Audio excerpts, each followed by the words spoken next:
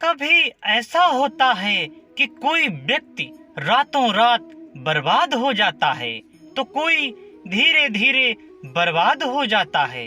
हालांकि जो लोग रातों रात बर्बाद हो जाते हैं, उसके पीछे का सत्य जानेंगे तो समझ में आएगा कि उन्होंने पहले कुछ ऐसे कर्म किए थे जिसके चलते अचानक उन पर मुसीबतों का पहाड़ टूट पड़ा। कर्म हमारा बीज है, जो बोएंगे वही देर सवेरे काटेंगे। बुरे कर्मों को आम भाषा में खोटे कर्म कहते हैं। हम अपनी जिंदगी में जाने अनजाने ऐसा काम करते रहते हैं जिसके दुष्परिणाम बाद में निकलते हैं या कभी भी अचानक से सामने आ जाते हैं। तो आओ जानते हैं कि ऐसा कौन से कर्म हैं जिसके चलते आपको बाद में पछताने का मौका भी नहीं मिलता है। जिन्होंने पूरी जिंदगी खोटे कर्म किए हैं, उन्हें यम के भयानक दूत दिखाई देते हैं। पहला, भोजन। बासी भोजन करना, दक्षिण दिशा में मुंह करके खाना, भोजन के दौरान और बाद में पानी पीना, थाली में ही हाथ धोना, भोजन की निंदा करना, टूटी हुई थाली में भोजन करना आदि ऐसे कई काम हैं जो आपको गंभीर रोग और शोक में धकेल सकते हैं। इसके अलावा अधिकतर समय अकेले ही भोजन करना, भोजन करते करते उठकर दूसरा काम करना और फिर से भोजन करने लगना, खाने में नमक कम है, तीखा ज्यादा है या फिर अच्छा ही नहीं बना है आदि कमियां निकालना भी उचित नहीं है। इसके उपरोक्त नियमों का पालन नहीं करने से बवासीर, कब्ज, कैंसर और अल्सर जैसे रोग तो होते ही हैं, साथ ही व्यक्ति के घर की बरकत भी चली जाती है। दूसरा कारण, नींद। आप जितना जागते हैं उतना ही सोएं। आप कम सोते और ज्यादा जागते हैं तो संतुलन बिगड़ता है। हालांकि यदि आप प्रातःकाल जल्दी उठकर कसरत करते हैं तो आपके लिए 4 घंटे की नींद ही पर्याप्त है। नींद का गणित समझते बगैर देर तक जागना आपकी सेहत के लिए खतरनाक हो सकता है, लेकिन इससे भी जरूरी कुछ है। टूटे हुए पलंग पर सोने, पैर पर पैर रखकर सोने या दक्षिण दिशा में पैर करके सोने से आपकी उम्र ही नहीं आपके भविष्य पर भी दुष्प्रभाव पड़ता है। इसके अलावा बिना पैर धोए बिस्तर पर जाना और देर रात तक जागना उम्र को घटाता है। सूर्योदय और सूर्यास्त के समय सोना शरीर को रोगी बनाता है और उम्र को कम करता है। इसी तरह भारतीय वास्तु शास्त्र के अनुसार द्वार के सामने पाँव करके भी नहीं सोना चाहिए। तीसरा कारण, केश कर्तन। मंगल और शनिवार के दिन बाल कटवाना, बाल कटवाने के बाद स्नान नहीं करना, घर में ही बाल काट लेना, लंबी दाढ़ी और बाल रखना, बालों में नियमित तेल नहीं लगाना, बाल नोचना, बाल हाथों से ही तोड़ना आदि ऐसे कई खोटे लक्षण हैं जिससे उम्र कम होती है। अक्सर लोग चंदन का लेप चेहरे पर लगाते हैं, लेकिन यदि यही लेप आप बिना स्नान से पहले लगाते हैं तो इससे आपकी जिंदगी के कई साल कम हो जाते हैं। यदि बालों पर तेल लगाने के बाद वही हाथ हमारे किसी भी अन्य शारीरिक अंग को छू लें तो ऐसे में हमारी उम्र कम हो जाती है। चौथा कारण, वस्त्र। अक्सर लोग रात में अपने वस्त्र धोकर बाहर सूखने के लिए डाल देते हैं, जो कि वास्तु के नियमों के विरुद्ध है। इससे व्यक्ति को रोग तो उत्पन्न होते ही हैं, दूसरी ओर सुबह सूखने वाले कपड़े पहनने से उसे अचानक विपत्ति का सामना भी करना पड़ जाता है। हालांकि इसमें से पहली बात को तो माना ही जा सकता है। दूसरी ओर जो दूसरे वस्त्र मांगकर पहनता है, दूसरों से अन्न मांगकर खाता है और हर कहीं का जल बगैर जांचे ग्रहण करता है, उसकी उम्र घटती है। पांचवा कारण, शौचादि। मूत्र, शौच, छींक, पाद और बगासी को रोकना घातक है। खुले में या खड़े होकर पेशाब करते हैं तो यह तरीका आपकी उम्र कम करने के लिए भी जिम्मेदार है। यदि आप घास के ढेर पर या फिर कंकाल पर बैठते हैं तो आपकी मृत्यु नजदीक मानी जाती है। शौच का स्थान और शौच करने की दिशा भी नियुक्त है, उसी का पालन करें। इसके अलावा जो व्यक्ति नाखून चबाता है या फिर स्वयं को दूषित रखता है, स्वयं की सफाई का ध्यान नहीं रखता, ऐसे व्यक्ति की उम्र कम होती चली जाती है।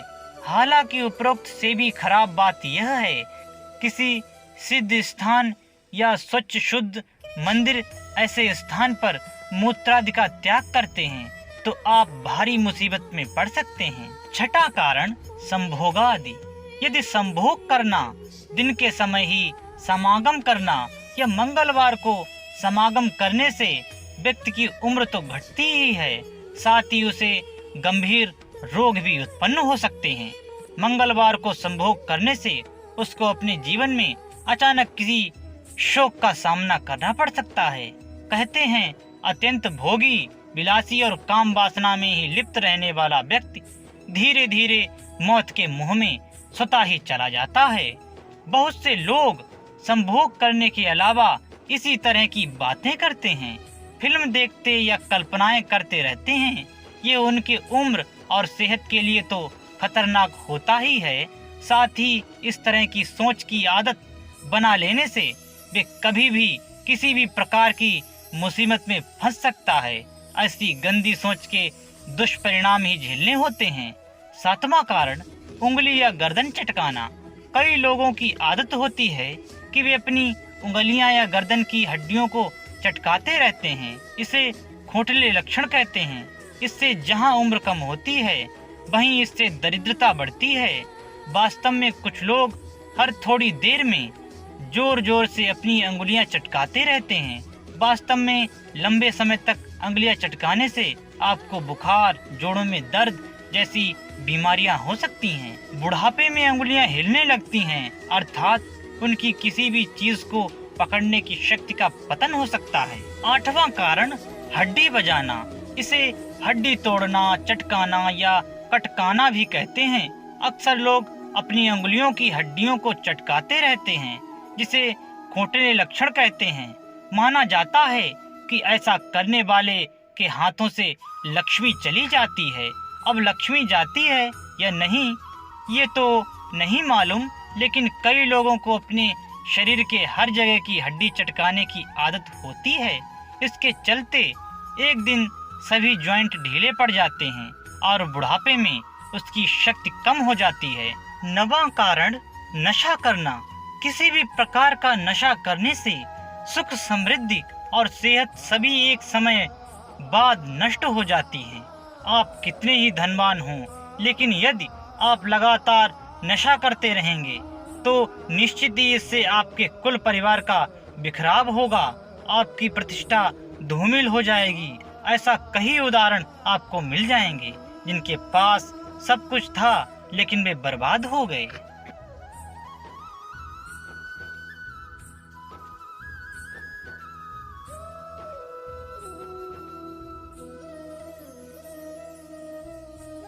कई लोगों को देखा गया कि जंगल में या खुले आकाश के नीचे कहीं भी सुनसान इलाके में अनुसार शराब पीने के लिए इकट्ठे भोजन आदि करने से उनकी राहु और केतु का कभी भी भारी पड़ जाता है। इसके जब के अनुसार परिणाम निकलते चली जाती है, तब समझ में आती है। एक मान्यता अनुसार भूत प्रेत सक्रिय होकर आपके जीवन में तूफान खड़ा कर देते हैं।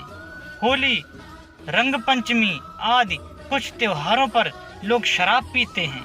ये भी देखा गया है कि नवरात्र और दीपावली के पवित्र दिनों में भी लोग अब पीने लगे हैं, जो कि पाप कर्म के समान हो गए हैं। पीने के लिए आपके पास और भी दिन हो सकते हैं, लेकिन पर्व त्योहार पर व्रतों के दिन पीने के परिणाम भी भुगतने होते हैं। 10वां कारण तांत्रिक या वाम कर्म। ऐसे कई लोग हैं तो जल्दी सफलता पाने या किसी को प्रभावित करने के लिए तंत्र आदि का सहारा लेते हैं। वे किसी तांत्रिक या पीर फकीर के यहाँ जाते हैं। ऐसा लोग बाद में अपने किए पर पछताते हैं। तुलसीदास जी ने रामचरितमानस में लिखा है कि यह सभी कोल मार्गी तांत्रिक, अघोर बाबा आदि धर्म विरुद्ध हैं। कौल या वाम का अर्थ यह है कि जो व्यक्ति पूरी दुनिया से उल्टा चले, जो संसार की हर बात के पीछे नकारात्मकता खोज ले और जो नियमों, परंपराओं और लोक व्यवहार का घोर विरोधी हो, वह वाम मार्गी है। ऐसा काम करने वाले लोग समाज को दूषित ही करते हैं।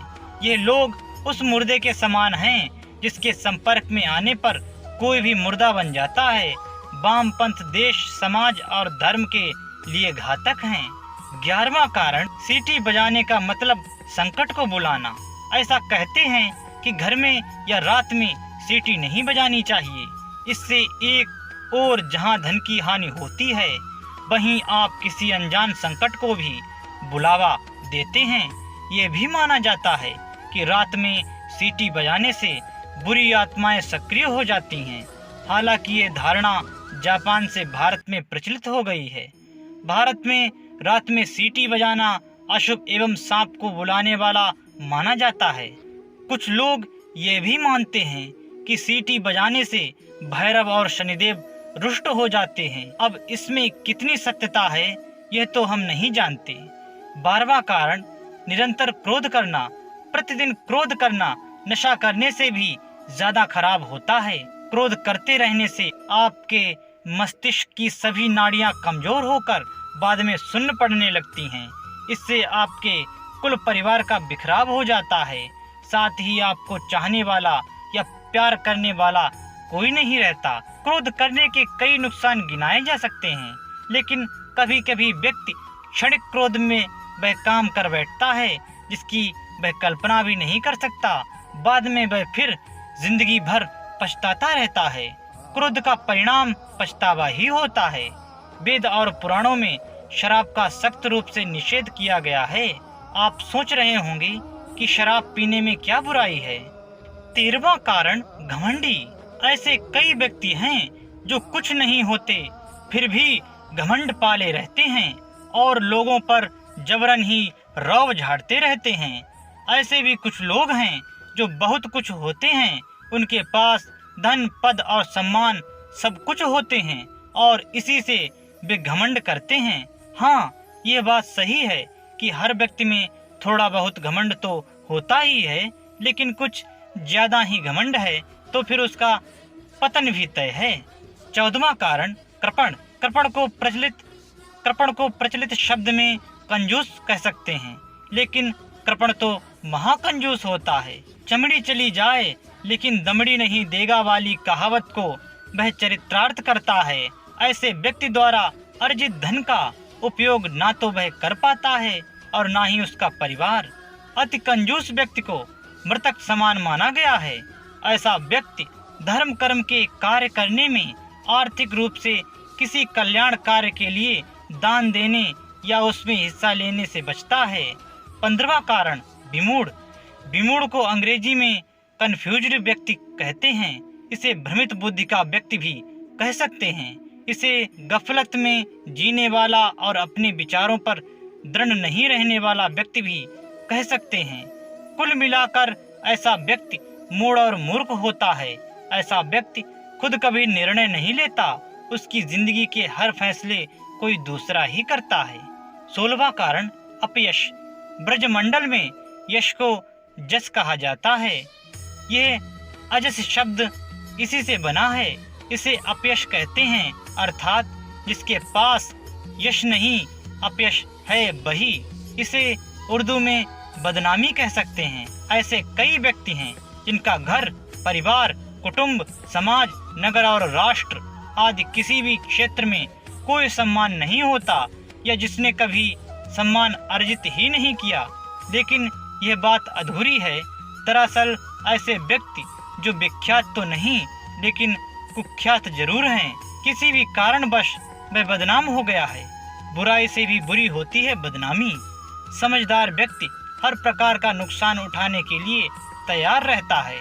बदनामी से बचने के लिए बदनामी से सब कुछ नष्ट हो जाता है। बदनाम व्यक्ति भी मृतक व्यक्ति के समान होता है। 17वां कारण, विष्णु विमुख और संत विरोधी। इसका अर्थ है भगवान विष्णु के प्रति प्रीति नहीं रखने वाला, अस्नेही या विरोधी। इसे ईश्वर विरोधी भी कहा गया है। ऐसे परमात्मा विरोधी व्यक्ति मृतक के समान होता है। अविद्या से ग्रस्त ऐसे ईश्वर विरोधी लोग मृतक के समान हैं, जो बगैर किसी आधार और तर्क के ईश्वर को नहीं मानते। उन्होंने ईश्वर के नहीं होने के कई कुतर्क एकत्रित कर लिए हैं। 18वां कारण, तन पोषक।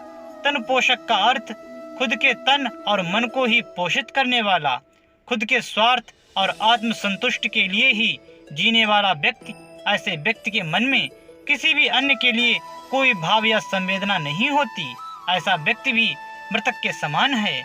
आपने देखे होंगे ऐसे बहुत से लोग जो खाने पीने में, पहनने ओढ़ने में, घूमने फिरने में, हर बात में सिर्फ यही सोचते हैं कि सारी चीजें पहले मुझे मिलें, बाकी किसी अन्य को मिले ना मिले। ऐसे लोगों के मन में अपने परिवार, समाज और राष्ट्र के लिए कोई भावना नहीं होती। यह सभी के लिए अनुपयोगी और मृतक समान है। ये खुद की कमाई को खुद ही खर्च तो करेंगे ही, दूसरे की कमाई भी खाने की आशा रखते हैं। 19वां कारण, निंदक। हालांकि कबीरदास जी ने कहा है कि निंदक नियरे राखिए आंगन कुटी छवाए, बिन पानी साबुन बिना निर्मल करे सुभाए। लेकिन हिंदू धर्म अनुसार कई ऐसे लोग होते हैं जिनका काम ही निंदा करना होता है। वे जल्दी ही समाज में प्रतिष्ठा खोकर आर्थिक रूप से भी बर्बाद हो जाते हैं। ऐसे लोगों को इससे मतलब नहीं रहता कि क्या अच्छा है और क्या बुरा। उन्हें तो दूसरों में कमियां ही दिखती हैं। कटु आलोचना करना ही उनका धर्म होता है। ऐसे लोग किसी के अच्छे काम की भी आलोचना करने से नहीं चूकते। ऐसा व्यक्ति जो किसी के पास भी बैठे हों, सिर्फ किसी न किसी की बुराई ही करें, ऐसे लोगों से बचकर ही रहें। 20वां कारण, नीरस लोग। जो लोग कभी किसी भी मौके और बात से खुश नहीं होते, ऐसे नीरस लोग भी जीवन में कभी धनवान नहीं बन सकते। अगर आपको मेरी ये प्रस्तुति पसंद आती है तो प्रस्तुति को लाइक करें, सब्सक्राइब करें मेरे चैनल को और बेल आइकन को प्रेस करें, ताकि ऐसे ही धर्म ग्रंथों से प्रमाणित भक्ति और ज्ञान पूर्ण प्रस्तुतियाँ आपको टाइम पर मिलती रहें। और आपको मेरा ये वीडियो कैसा लगा कमेंट में जरूर बताएं और वीडियो को शेयर करना ना भूलें। जय श्री राम।